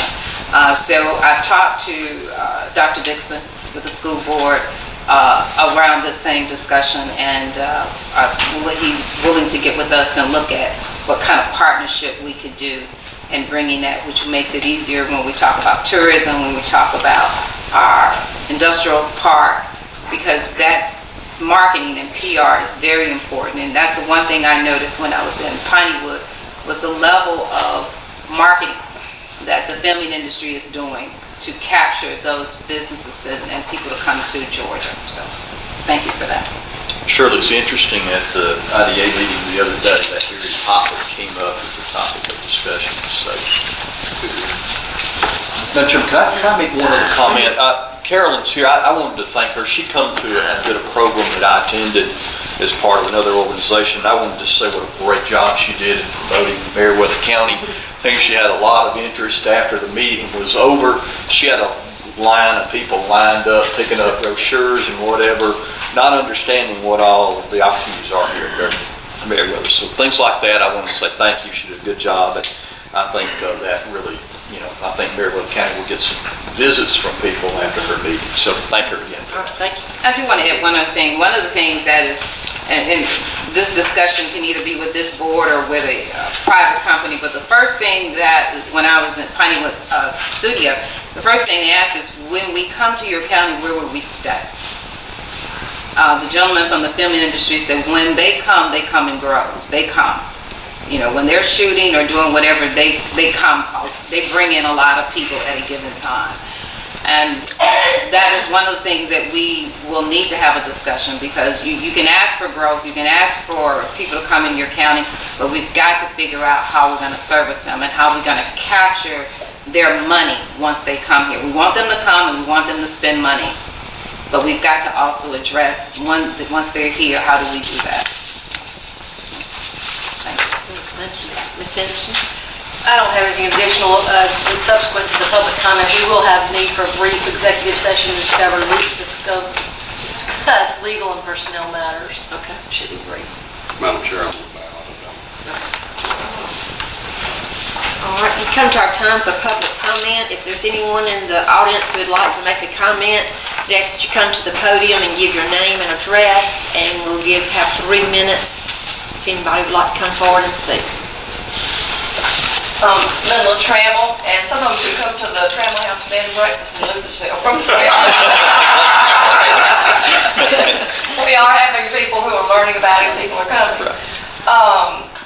Of all the things that have been said today, I think everything in terms of the workforce development, in terms of our recreation, in terms of our roads, our schools, and all of it, it all boils down to what we can do for our citizens. And I have left today, I haven't had a chance to talk to you individually, but that's the reason I jumped up. I'm just going to leave it with you, and if you want to ask questions later and I have a chance to talk with you, I will, about the First Foundation. Our county was involved in this a number of years back, but it is a 501c3 foundation that furnishes to a child from birth to school age a book a month. And literacy is something that, if it doesn't begin then, by the time they reach the 3rd grade, it's really beginning to be too late. By the time a child is 3 years old, 80% of the brain formation has taken place. I feel very strongly about this. We have a need for something like that, and I am now getting some folks to work with me in forming a community action committee to try and get that going, and I hope we'll have your support. And when you hear first, FERST, please support individually, groups, organizations, or commission. I'm going to sign. That's all. Thank you. Okay, Madam Chair, I do want to bring up, for any nonprofit organization, this week is Georgia Give Day. So if you're not aware of it, it is a state program that helps fund nonprofits. So if you're not familiar with it, please go to the website that says Georgia Give. It may be too late to do it this year for your organization, but list your organization in there. This gives people an opportunity to find out about your nonprofit and also make contribution to it. So this is Georgia Give Day. I think it's good up until November the 12th. We have several things in Meriwether County already on there too, so if you can donate to one of them. Please go to that site. Theaters on there, and I'm not sure what else, but there's tomorrow. Tomorrow? Oh, tomorrow's the 12th. Tomorrow. All right, is anyone else from the audience like to speak? Just come up to the front, please. My name is Elaine Williams, and I'm from Meriwether County, a product of Meriwether County, and I'm also on the Recreation Advisory Board. And I am truly kind of disappointed because I really wish that you had given the advisory board an opportunity to come forward and talk about some of the things that we have been kind of working on. And me, as being a new member to it and not knowing really what to do, to not overstep my boundaries as just a member, I had been actively trying to look for resources, trying to do stuff so that we could come up with some other ideas. Because here again, I do feel that the decision that was made, whether you sit north or not, the kids are going to suffer. Because like I said, the one on the northern end, like I had talked to different people in Luthersville by being a member at large, listening to what they had to say, giving them the information that I knew about what was going on with the recreation board, what I knew to be true, because I like to speak the truth. I really feel that they're going to feel that they really got left out again, and they were really kind of actively working, trying to come up with other alternatives so that we could probably give us a chance to try to do this without going back under that interagency agreement with Manchester. And I'm really just kind of disappointed because like me being, I was born here, raised up here, and I've been through, went to school here, lived here, and I've known the controversy, and that's why I'm trying to step up to the plate myself to work, to try to make it change, to make something happen. And I just really feel that it's a letdown because I feel that the advisory board, as being a member, we didn't really get a chance to really hash out and work through problems, not knowing or being made aware of what was really going on. And I looked at that ordinance, and then, I really didn't discuss it with a lot of the, about people in the county in the city, because I didn't want to take false information. I wanted to make sure that when I tell them things, that it was things that was true and that I knew to be happening. But I really feel that I'm really disappointed about it. I think the board's going to absolutely have an opportunity to determine where we go from here. In the meantime, our children will have something to do. We've got to have the plans together. Our children hadn't had anything to do for almost a year. I mean, they have been the ones to suffer. So while y'all can get some plans together and determine how we're going to move forward, and really that board can be the catalyst to determine how quick we do get to stand alone. Meanwhile, the children will have something to do. But what I'm saying is, what I'm making this point, we were trying to actually work on something that maybe we wouldn't have to even go back into. They give us a chance with the board, and like you said, a voluntary base. I mean, a lot of this stuff that we've been, and I've been kind of spearheading, trying to get together, people that are willing to volunteer, things that have been going on. A lot of them are saying they're being like, we feel like we're being kept in the dark. We don't really know. We hear stuff from on the street, like the changes that were made through. None of the board members really actually knew anything about it. We had to get it from gossip from the street. People call me, have you heard? I don't know anything, because when I rely on information, I rely on getting it from the newspaper or from the meeting, but we'll discuss it in a minute. Thank you. Is there anyone else?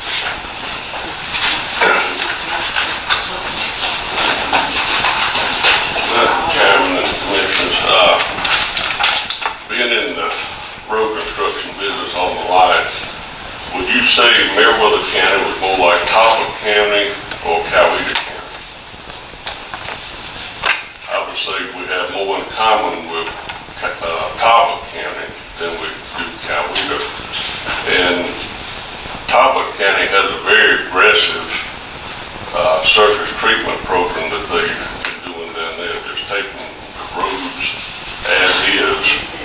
Where Coweta County, they go in there with a reclaimer and spend lots of money, and you can spend as much or more money on the subgrade preparation than what the surface treatment actually costs. The Butner board down there, Josh Butner, who's Debbie Butner's son, he runs the Talbot County road department, and they have let out several bids this year for researching. I think Robson Paving in Columbus may have gotten the paving contract. But instead of trying to go in there and actually build a new road, they're taking what's already there and paving it. Some of the pavement may not be 12 feet wide, but that's how wide the road was to start with. They have old tall banks on them and all, instead of going back and grading and spending lots and lots of money, they just giving them a paved road. Because they used to drive on a 12-foot road, and lots of roads don't see anything but deer hunters on them, because they're very rural down there. But I think Josh would be a good person to talk to and look at his program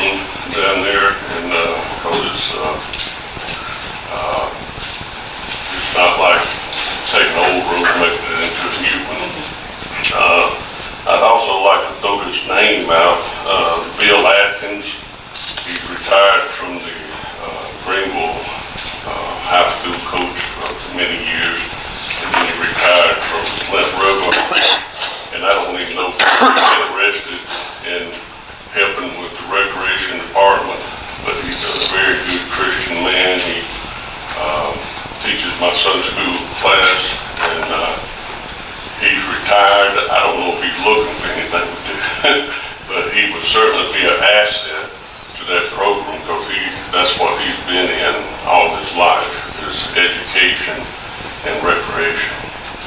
And I appreciate your time. Thank you. Thank you. Anyone else?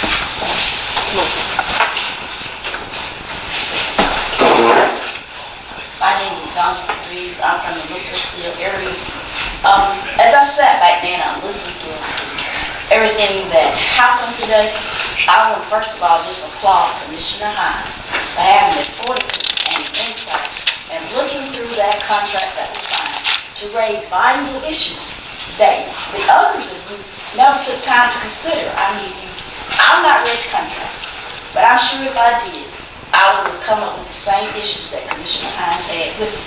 I've heard you say things about unity, togetherness, one Meriwether County.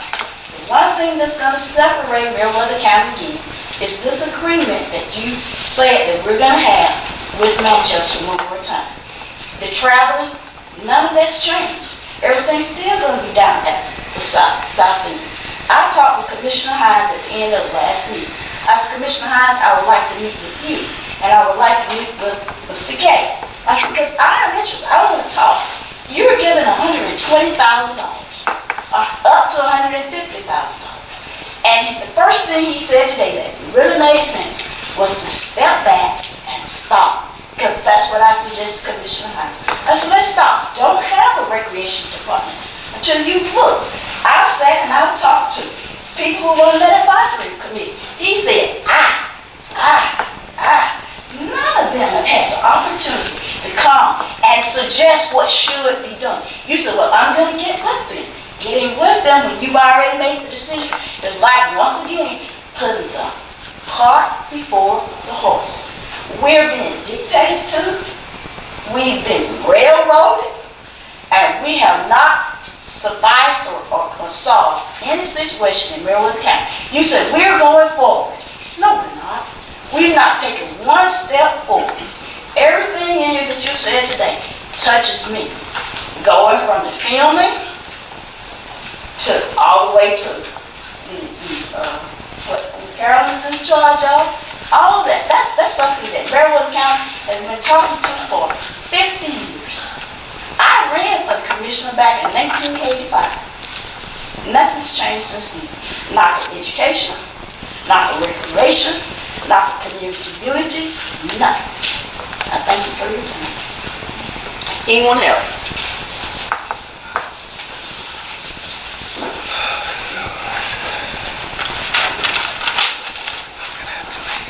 To my commissioners, thank you for this opportunity. Virginia Hill, newly councilwoman-elect for the city of Greenville, but most of all, a member of the Rec Advisory Board. I'm not going to get up here and be repetitious, but I do have to say ditto to my others that came before me in regards to the rec, to my secretary, Ms. Elaine Williams. I again just like to say, if this happens and we connect with Manchester, I know we want to bring unity, and that was one of the words. And I would think that our rec would be a place to bring unity to our county.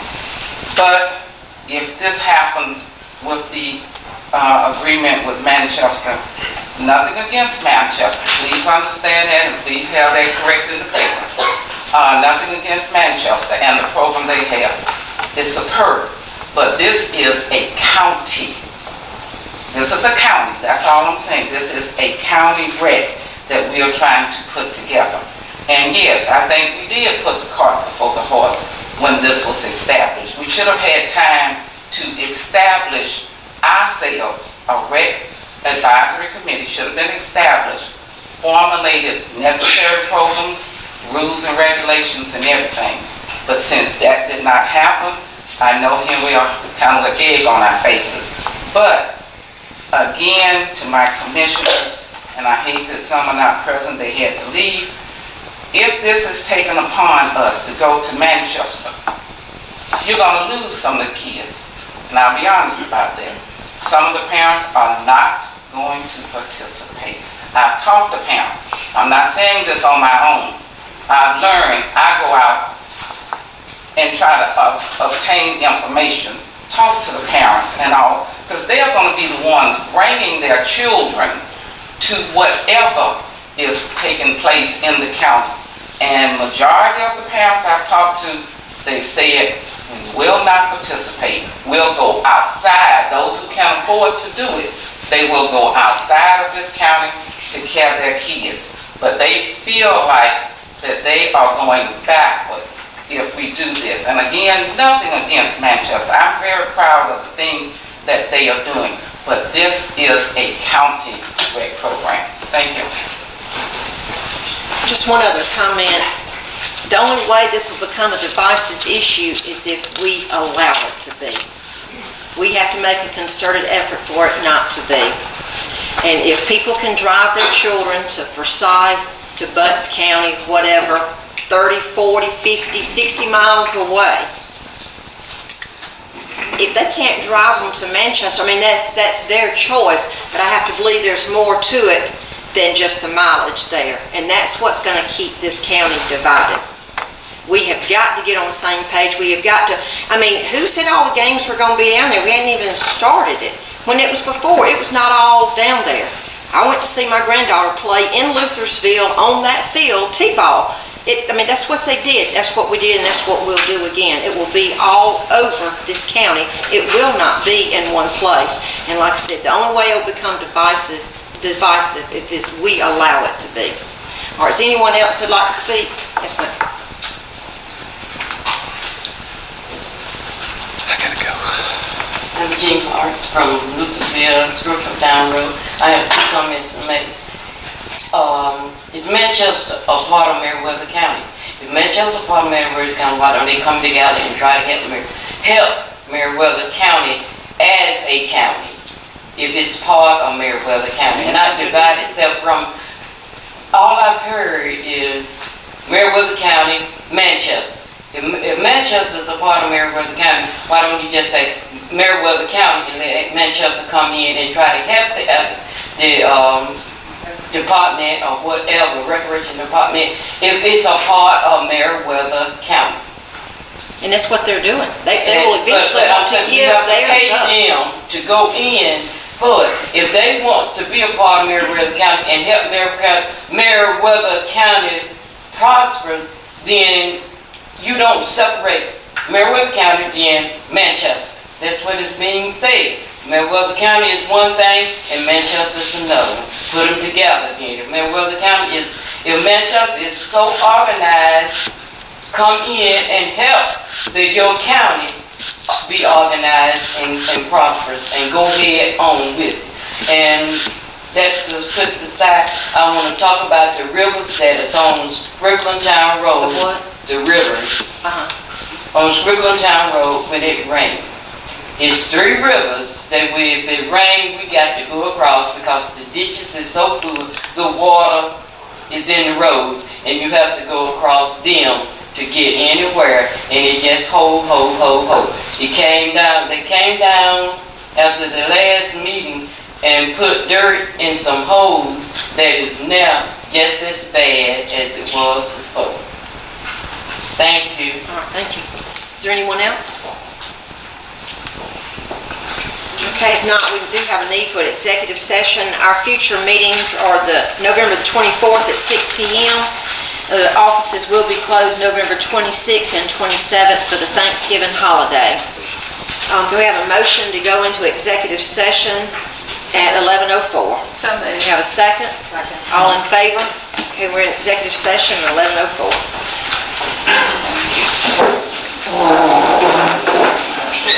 Susan, or Sam.